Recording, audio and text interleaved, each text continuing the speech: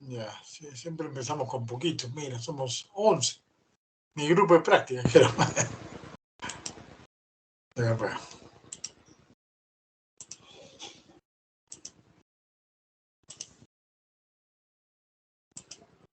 ¿Se ve, chicos? Sí, doctor. Muy bien, vamos a empezar. La clase de hoy día es cáncer de vesícula biliar y vías biliares. Es decir, vamos a estudiar juntos todos los cánceres que se forman en los conductos biliares.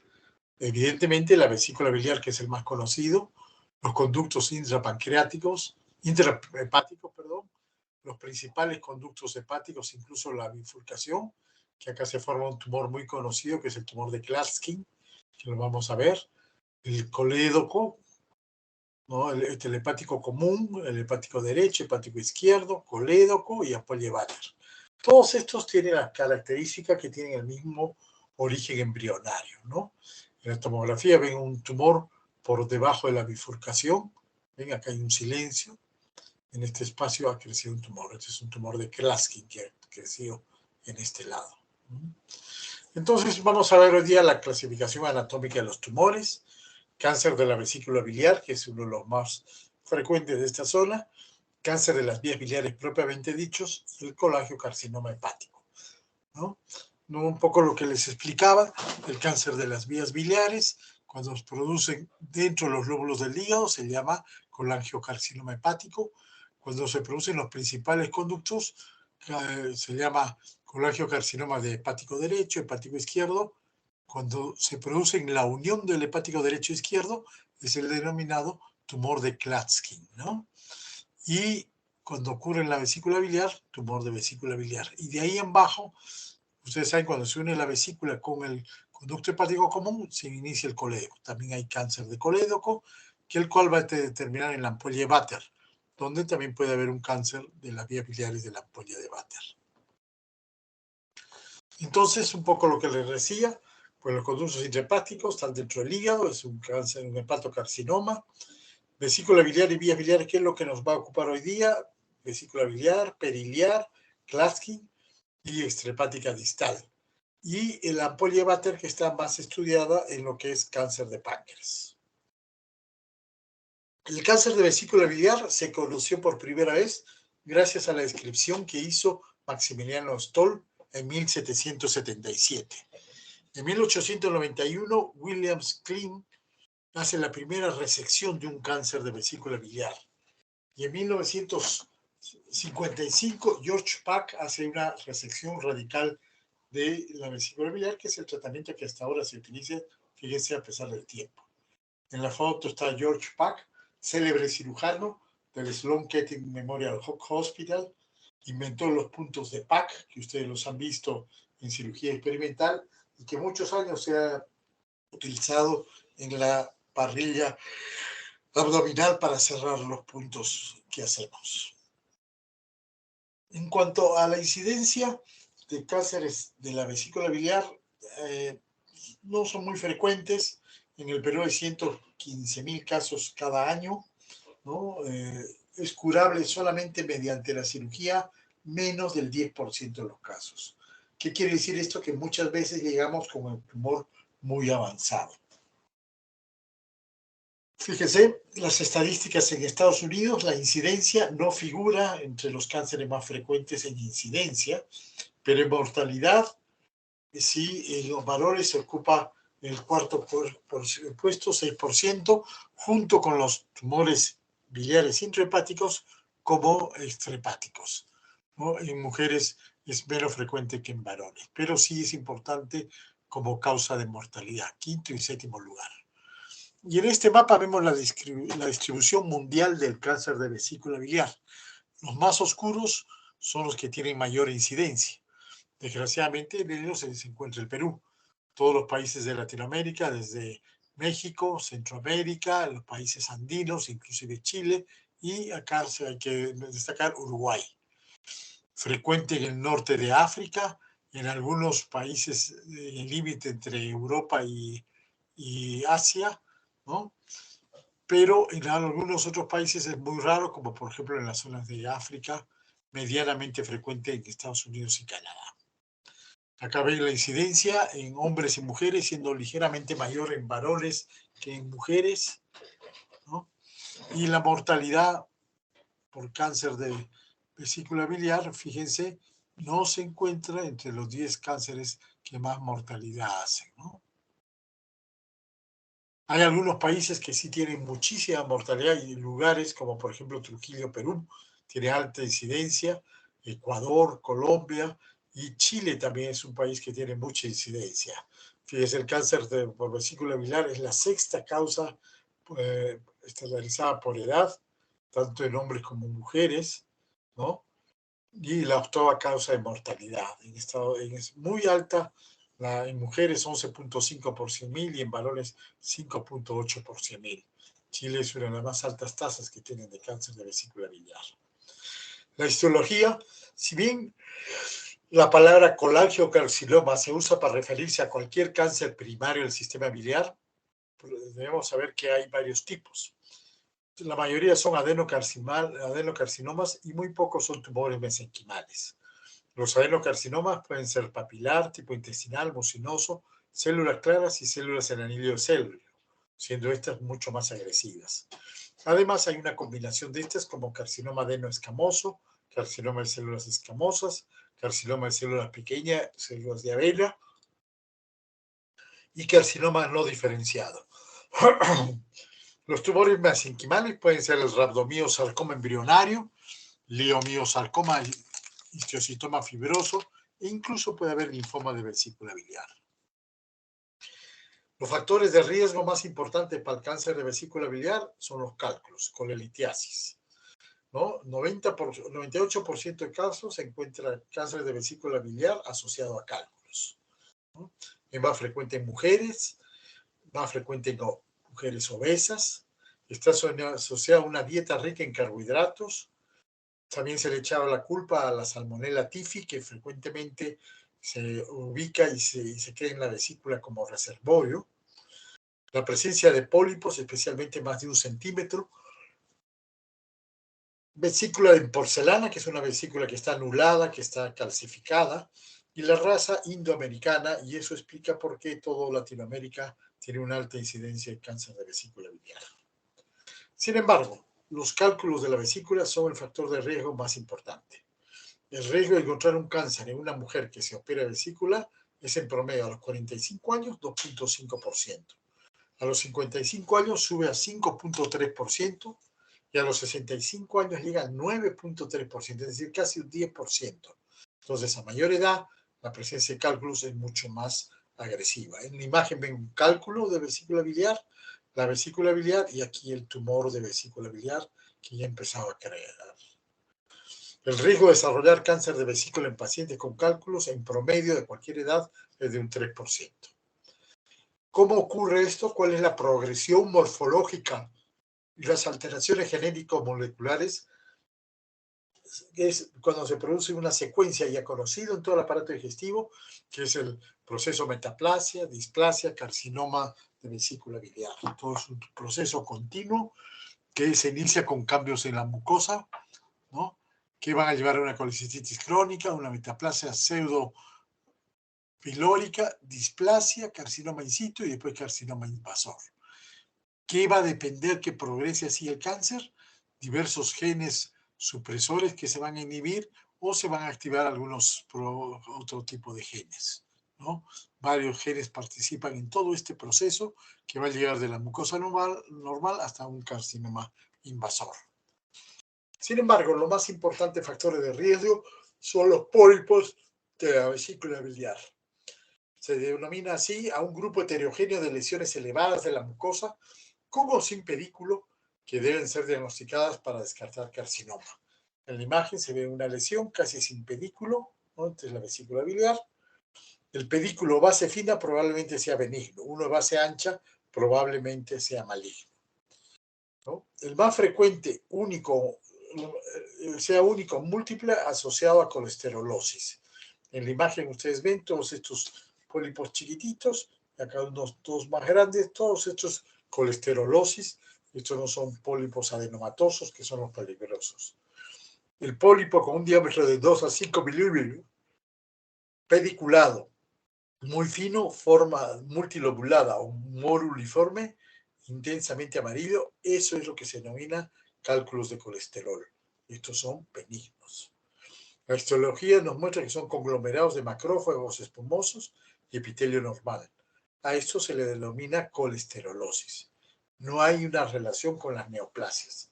Este es un diagnóstico diferencial muy frecuente, los cálculos, los pólipos de colesterol de la vesícula biliar.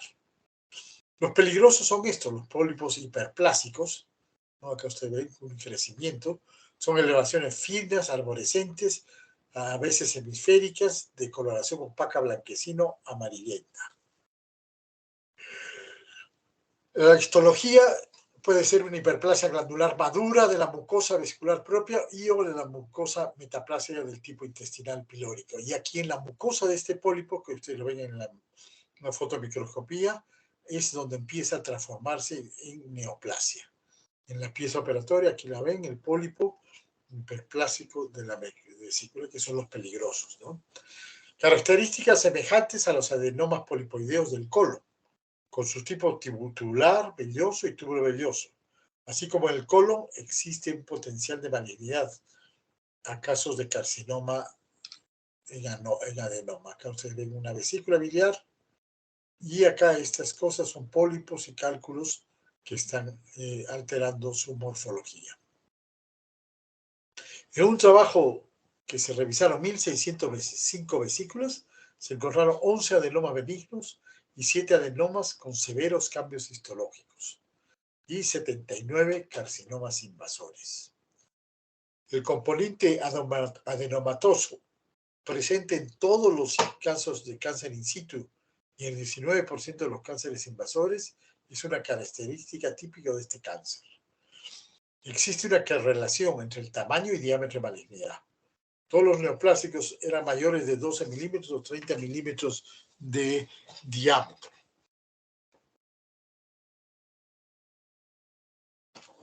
El cuadro clínico puede ser a veces un diagnóstico, un hallazgo incidental, por casualidad, entran a operar y se encuentran lo que ustedes están viendo, un cáncer de vesícula biliar.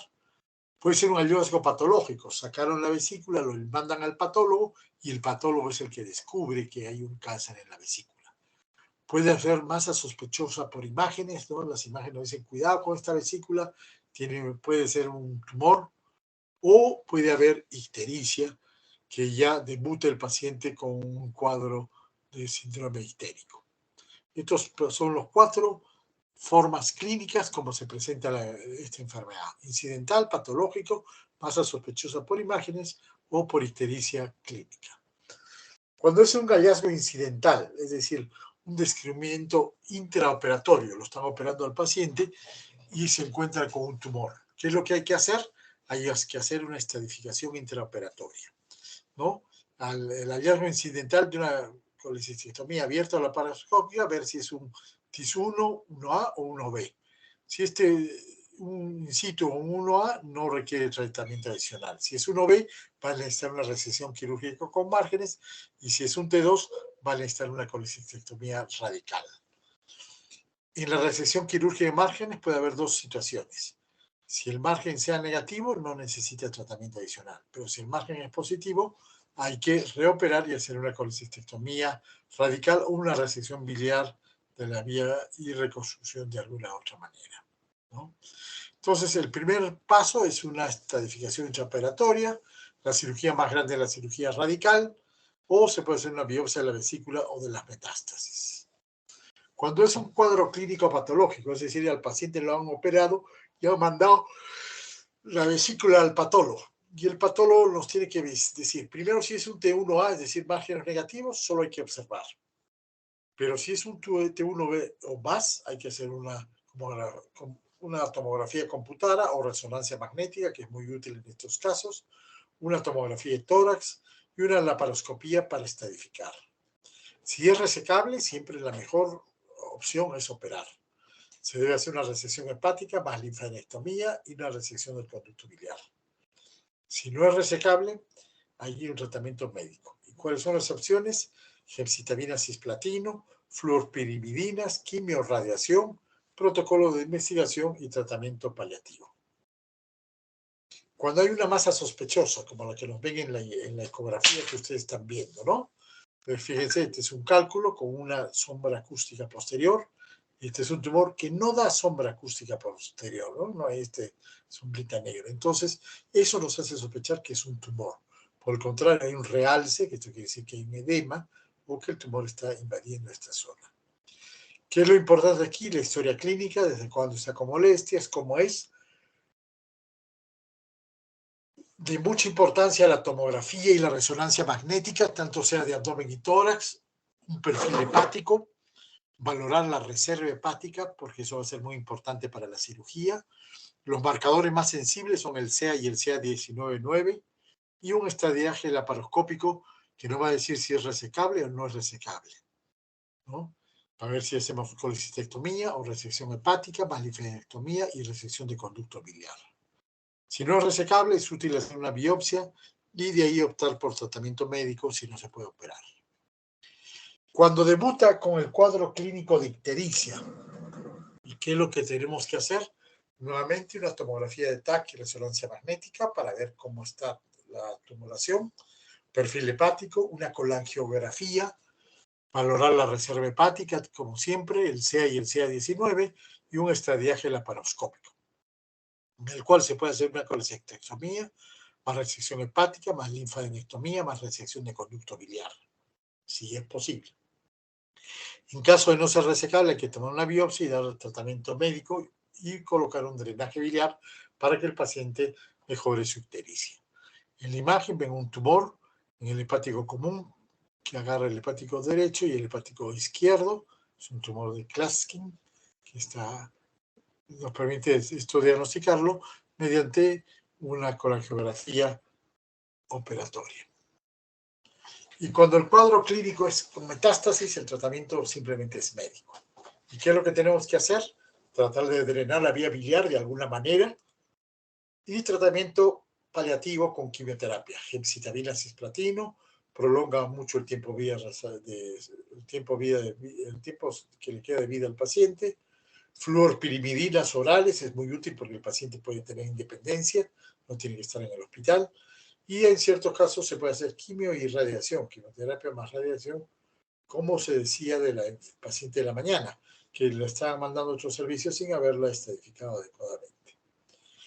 Aparte de la quimiorradiación, se debe poner a estos pacientes en protocolo de investigación y sí, darles tratamiento paliativo.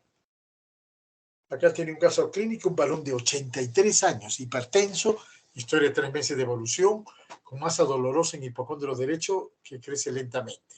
No tenía otra sintomatología, no antecedente de cirugías abdominales. Le hacen una tomografía y muestran una gran masa comunicada con vesícula biliar, la cual está ocupada por su masa. Se puede hacer una biopsia guiada por ecografía y nos informa adenocarcinoma. El paciente rechaza estudios y procedimientos, se le da solamente paliación y fallece a los 5 meses. ¿Cómo se estadifica el cáncer de vesícula biliar? Usamos el TNM. La presencia, cuando TX, cuando no puede evaluarse el tumor primario. T0, no hay indicación de tumor primario. TIS es el carcinoma in situ. T1 es el tumor que invade la lámina propia o cápsula muscular. T2, el tumor invade ya más allá de la capa muscular, tejido perimuscular, sin llegar a la serosa o al hígado. T3, el tumor invade la serosa o órganos vecinos. Y T4 ya es un tumor grande que va a invadir la vena porta, arteria hepática o 2 órganos vecinos. La presencia de ganglios también es importante, ¿no? Si no hay ganglios, o si es una N1, metástasis en los ganglios linfáticos regionales. N2, metástasis en ganglios periaórticos, pericaba, mesentérico superior o tronco celíaco. Y M, la presencia o no de metástasis.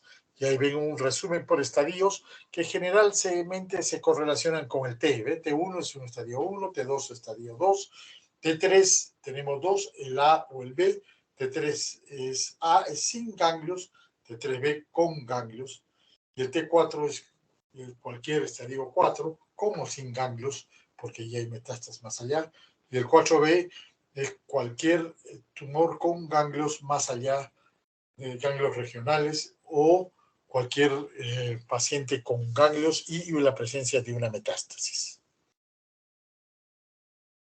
Las vías de diseminación, ¿cómo se disemina este cáncer?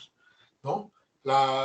40 a 60% van al hígado. Por continuidad, es lo más cercano, frecuentemente invaden el hígado. Otra manera es por vía linfática. Hay una vía colecisto retroperitoneal que puede llevar a todos los ganglios del retroperitoneo, por eso puede llegar hasta el tronco celíaco o a la mesentérica inferior. Una vía colecisto celíaca, ¿no? Y colecisto mesentérica. Estas tres vías indican cómo es que fácilmente este tumor se disemina al retroperitoneo. También directamente por vía peritoneal puede traer a toda la cavidad peritoneal y producir una carcinomatosis, que es parte de la historia natural de esta enfermedad. Por vía hematógena puede llegar a pulmón u otros lugares más lejos. Y por vía neural se disemina un 25 a un 35% los nervios que rodean a la vesícula biliar. La resecabilidad, el tratamiento quirúrgico es el mejor tratamiento, la mejor opción para estos pacientes. Tenemos que ver si es resecable. Y eso va a depender de un equilibrio entre el paciente y el tumor.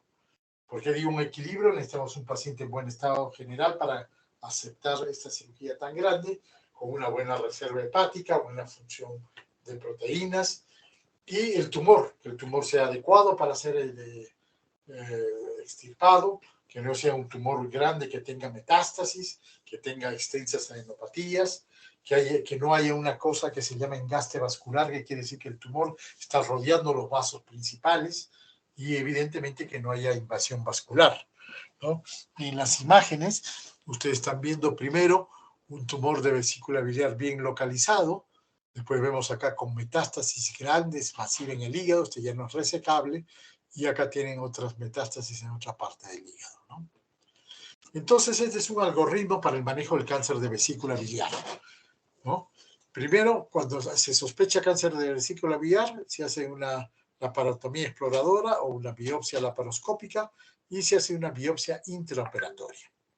Y podemos tener varias alternativas. T2 o 3 sin ganglios, se hace una colecistectomía radical. T4 sin ganglios, colecistectomía radical con lobectomía hepática, porque T4 ya invade el hígado. Y si tiene muchos ganglios con invasión al hígado, hay que hacer colecistectomía radical con resección de la vía biliar común, ¿no? Si la recuperación es rápida y buen estado general, quimioterapia ayudante. Si hay complicaciones quirúrgicas y pobre estado general, simplemente supervivencia o control esporádico. El cáncer de vesícula biliar, uno de los tratamientos ideales es la colecistectomía más hepatectomía. Se debe hacer además una linfadenectomía con o sin resección de ductos biliares mayores. Acá tienes un manejo, un algoritmo de manejo del cáncer de vesícula biliar avanzado. Se sospecha de cáncer de vesícula biliar, se hace una laparoscopía o laparotomía para diagnóstico con biopsias intraoperatorias. Si hay afectación ganglionar o M1, si es buen estado general, ensayo clínico, quimioterapia o quimioradioterapia. Si es pobre estado general, solo cuidados paliativos. Ahora vamos a hablar un poco del cáncer de las vías biliares extrahepáticas. Ya no del cáncer de vesícula, sino los cánceres que están en el hepático común, en el hepático derecho, en el hepático izquierdo y en la bifurcación. A esto se les denomina, como les dije, el tumor de Klatskin. Este es Gerald Klatskin, un cirujano que vivió entre 1910 y 1986. Este tumor rápidamente va a dar fiebre, sudoraciones, prurito, por la ictericia, dolor, ¿no? Debemos clasificar el cáncer de vías biliares de acuerdo a la clasificación de Bismuth-Corlett y vemos, eso va a depender de la ubicación del tumor. Ya vemos una ampliación, vemos cómo se ubica el tumor. Entonces, los tumores que se encuentran por debajo de la confluencia es el estadio 1. ¿Ve? Acá están, debajo de la confluencia, estadio 1. El estadio 2, tumores que involucran la confluencia. ¿Ves? Ya se han subido hasta acá, ¿no? En el otro no, en el 2 sí ha subido hasta la bifurcación de ambos hepáticos. El estadio 3 tiene dos etapas. El estadio A, cuando está el hepático común más el derecho están están comprometidos, o estadio B cuando el hepático común y el izquierdo están comprometidos.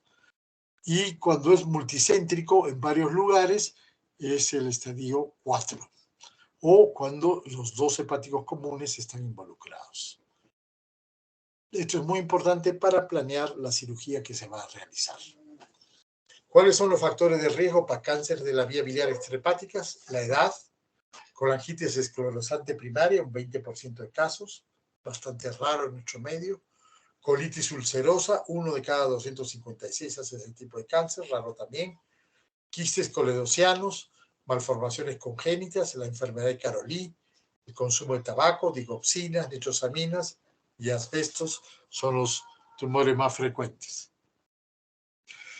También entre los factores de riesgo están las infecciones por parásitos, tanto vías biliares extrahepáticas como interhepáticas. La infección por Opistorchis birreini y chinensis, especie de palmitos de tremátodos, afecta a 40 millones de asiáticos.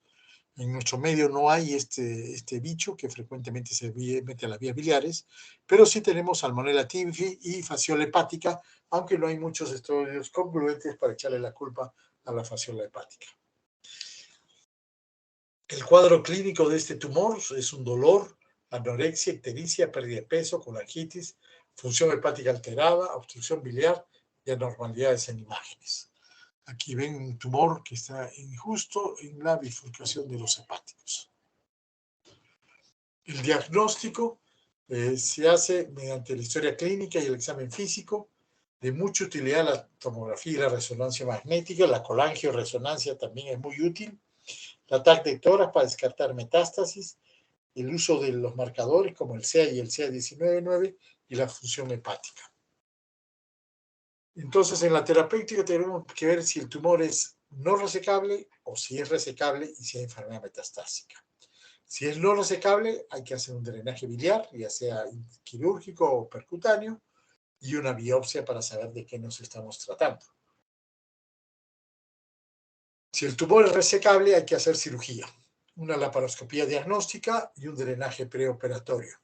El procedimiento quirúrgico es una resección amplia que incluye conductos y parte del hígado. En caso de enfermedad metastásica, solo drenaje biliar y biopsia, como cuando tenemos enfermedad no resecable. El tumor de las vías biliares va a depender de lo que les decía, la ubicación del tumor. Cuando el tumor está confinado al ducto biliar, es un T1.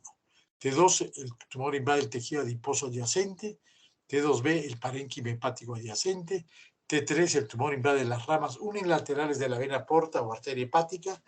Y T4, el tumor invade la vena porta, la arteria hepática, uni o bilateral el tumor, ¿no? La presencia de ganglios, ya sean regionales o metastásicos, nos complementan el N, y el M, la presencia de metástasis. Acá también los estadios se correlacionan bastante frecuente con el tipo de tumor T3 o T2, T1. Igual que lo anterior, la